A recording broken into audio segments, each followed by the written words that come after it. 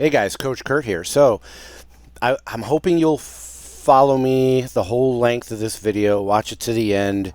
There's a method to the madness. Please don't automatically assume where I might be going with this.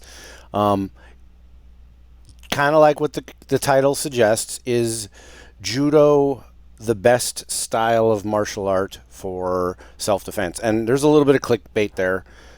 The right answer is any martial art, depending on what you need self-defense for, your personal circumstances, your needs, blah, blah, blah, can absolutely serve as a great system for self-defense. But, for those of you who have never watched my channel before, I'm in a cop for over 26 years, multiple agencies, state, federal, local, military. I've been in corrections. I'm in this field now. I have been in the field for forever. But the first 5 years of my career out of the military was in corrections. But long story short, I've served in just about so many different capacities, even quasi probation and parole, community corrections at one point in my career. But majority of my career is in the field, absolutely. And I work for a pretty rural agency now. I have for quite some time, for at least the last 13 years with the same agency. But I'm a use of force instructor, which is different from control tactics. I'm also a control tactics instructor. Again, control tactics, use of force. I'm a field training officer. I teach taser, baton, pepper spray.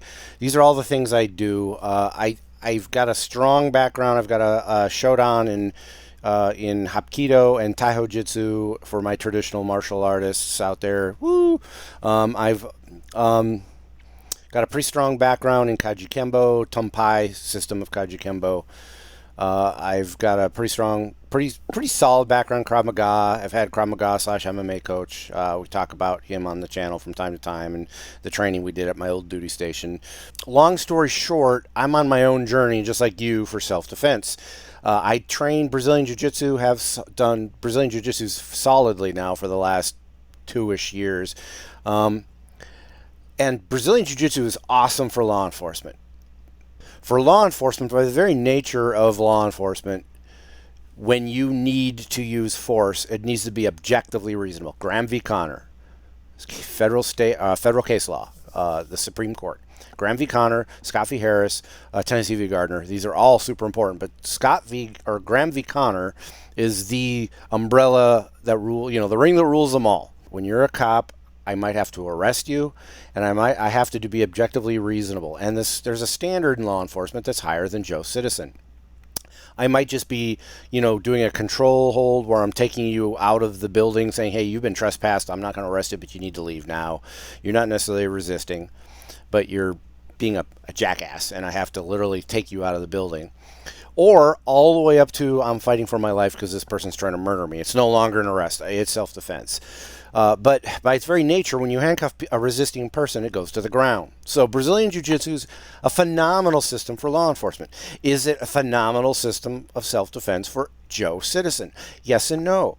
We all know that in self-defense, you don't want to go to the ground. Not if you can avoid it. You want to disable somebody long enough to get away. And by disable, I mean stopping somebody from hurting you. It could be a temporary disable. It could be a long-term disable. It still has to be objectively reasonable. You have to be able to use reasonable force to protect yourself. And don't think just because you're a civilian that you don't have to be reasonable. You can't go out in your front yard and shoot somebody for breaking in your car. That's not reasonable, not according to the courts. You can't use deadly force in most jurisdictions to protect property. Somebody breaks in your house, most jurisdictions, and again, we're speaking very generic here, every jurisdiction's different. And again, I'm a cop in the United States, so if you're overseas and you're watching this, please understand that I'm talking about, generally speaking, in the United States. Remember, there's 50 states, and each have their own laws. They're very similar. The point is the laws and the use of force are going to differ depending on the scenario. You change the scenario, you change the kind of force you're going to use. So as it pertains to jiu-jitsu and judo and other of these grappling systems, I personally think grappling systems, generally speaking, are the best when it comes to law enforcement, because by their very nature, you're having to control somebody who's very likely bigger, stronger, more athletic than you. Although a lot of them are sport oriented, so there's still a weight class. But regardless of that, you have to control somebody who's athletic and scrappy and keep from getting hurt in the process and controlling with them without excessively hurting them. You can hurt people by using force. It just has to be objectively reasonable based on the scenario. Again, you change the scenario, you change the kind of force you can use. But the whole point of this video is Judo the best system? Now, I used to say, well, Judo is pretty, I mean, if you guys train Judo, I definitely want you to chime up in the comments. I think originally I thought Judo was too powerful. Judo is dangerous. Grappling systems in general that require a lot of throwing, like Sambo, Judo, Greco-Roman wrestling, even freestyle wrestling, but Greco-Roman especially because it's all upper body. You're doing a lot of like body drops, dropping people, very aggressive takedowns. I thought it's too powerful for law enforcement.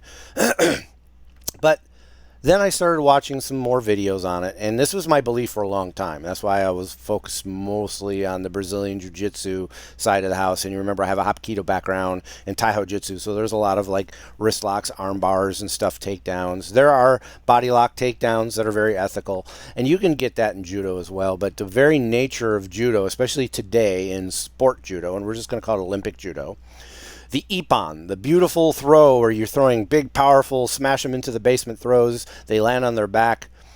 This very nature of Judo, at least in the sport world, is supposed to be beautiful, big, powerful, and that's why so many people love watching it in the Olympics. That's why I don't think Brazilian Jiu-Jitsu would ever make it to the Olympics. Even for people like me who train Brazilian Jiu-Jitsu, it can be boring to watch. It just can be, especially in the gi, and I think gi is awesome. I love the gi. Gi is more my personal favorite. I love no gi, don't get me wrong, but I think that gi is my personal favorite, especially as I get older. I can slow things down. It's more technical, and it's great for self-defense because, at least where I work, 90% of the time people have clothes on, unless you're, you know, it's the middle of summer and you're by a lake or something and everybody's wearing, you know, shorts and flip-flops. So no gi would be very applicable in that world. But by its very nature, Judo can be very powerful, very destructive. But I got to thinking, you know, what is Judo in its truest sense? And we're going to start talking about what I call pre-war Judo. What do I mean by pre-war Judo? Pre-World War II, even pre-World War I. We're talking early 1900s Judo, where it was the full system of Kodokan Judo, where you saw a lot of technique that looks very Brazilian Jiu-Jitsu on the ground. People think Brazilian Jiu-Jitsu, Helio Gracie invented all these techniques. Well, right, wrong, or indifferent, most people agree that the system of Jiu-Jitsu that the Gracies learned was actually Kodokan Judo. And you watch the history of Gracie Jiu-Jitsu if you want, if we want to go down that rabbit hole. It would take too much time in this video to go down that rabbit hole, but the general consensus is the true source of Gracie Jiu-Jitsu was Kodokan Judo. So guard work, passing the guard, side control, all these things that you see in Jiu-Jitsu today, even the leg locks and stuff like that. Back in the day, way back in the day when Kodokan Judo was the thing, all that was there. Very full system. You look at the old video is the wrong term, but the old film of old school jiu-jitsu, it is pretty broad, wide base. And then you look at the old footage or video or film of like Helio Gracie, it looks like Judo. It is Judo. Now he really transformed the system of Gracie Jiu-Jitsu to fit his needs as a smaller, less athletic individual, to fight bigger, stronger, more athletic people. That's the whole concept of Brazilian Jiu-Jitsu, at least traditionally. What happened? Well, it became an Olympic sport, and at one point, I think in the mid-2000s, they took away leg attacks, and what do I mean by that? We're talking your single leg, your double leg, your fireman's carry, your ankle picks, stuff like that that you saw in freestyle wrestling was removed because they really wanted to emphasize the beauty of Judo, the dynamic nature of Judo, and make it exciting to watch because, let's face it, some grappling systems are really boring to watch. Judo is an exciting sport to watch because it's so quick and dynamic and powerful. So I thought, well, if I train Judo, the easiest way to find Judo in its most frequent context is sport judo or Olympic judo. It's excessively hard to find a traditional Kodokan school. You can find freestyle. Freestyle judo is, for lack of an argument, is basically as close as you're going to get to old school Kodokan, with the aggression and audacity of what I call modern sport judo. It's the best of both worlds. But generally speaking, we're talking judo, we're talking Olympic judo. Well, how do I get the best of both worlds? Well, I now train judo. I just started training at a local gym. I don't. You'll follow me along in my personal journey, and I'm going to try for at least 6-8 months, and hopefully a year, and see if it really works for me. But I'm still training Brazilian Jiu-Jitsu. 2 days a week, I'm going to be training Brazilian Jiu-Jitsu, and 2 days a week, I'm going to be training sport judo, your Olympic judo. And it is my personal belief that it's going to be basically the best of both worlds, and I'm going to be basically reinventing traditional Kodokan judo, or judo in its purest sense. All the groundwork, like judo, is like probably 80-90% beautiful dynamic throws, off balancing, great kazushi, great way to learn all that stuff. And they definitely have a ground game, but it's quick, fast, and in a hurry.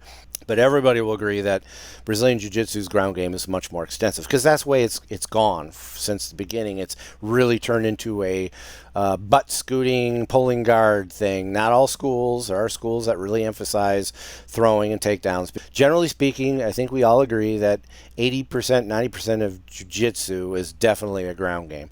So you take the best of both worlds and you put them back together, and you've basically created my personal opinion, and granted I haven't been doing judo long enough to have an opinion about judo. Literally just started. I think that you've recreated Kodokan Judo, and in my opinion, Kodokan Judo is one of the most well-rounded systems for personal defense for your average person. Anyway, I'm going to wrap this up. Please comment. Am I on the right track here? What do you think? I think that if I take sport judo and modern Brazilian Jiu-Jitsu, at least the way I train it, at the school I train at, which is more MMA-based Brazilian Jiu-Jitsu versus sport Jiu-Jitsu, I think I've recreated Kodokan Judo in its purity, beyond what a Jiu-Jitsu school could do and beyond what your average judo school could do. Anyway, let me know what you think. Am I on the right track here? I think I am, especially for me in my journey. Your journey could be very different, but especially for me in my journey as a law enforcement officer, I think Olympic judo has a lot to offer me in self-defense. By adding it to my current training in Brazilian Jiu-Jitsu, I still teach Taiho Jitsu, control tactics, combatives to law enforcement, which is basically watered-down, abbreviated martial arts. But I think the foot sweeps and all that stuff that you're going to find in Olympic judo, along with the hip throws and the shoulder throws and all that kind of stuff, is just really going to up my game, at least, and probably a level of enjoyment that I'm not getting out of Brazilian Jiu-Jitsu. I love it, but there's times where I just feel like it's not enough. Anyway, tell me what you think. Please like, subscribe, and share. And everybody take care and stay safe. Let's roll. Hey, let's be careful out.